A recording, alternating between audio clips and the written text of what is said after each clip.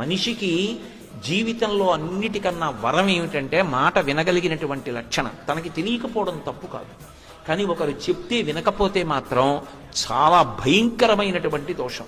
అందుకే మారీచుడు అరణ్యకాండలో రావణాసురుడితో మాట్లాడుతూ ఒక మాట అంటాడు, ఒరేయ్ నాయనా, ప్రియంగా మాట్లాడేవాళ్ళు లోకంలో ఎక్కడికి వెళ్ళినా దొరుకుతారు, కానీ పైకి ప్రియంగా లేకపోయినా మన అభ్యున్నతి కొరకు కఠినంగానైనా మాట్లాడేవాడు కోట్ల మందిలో ఎవడో ఒక్కడే ఉంటాడు.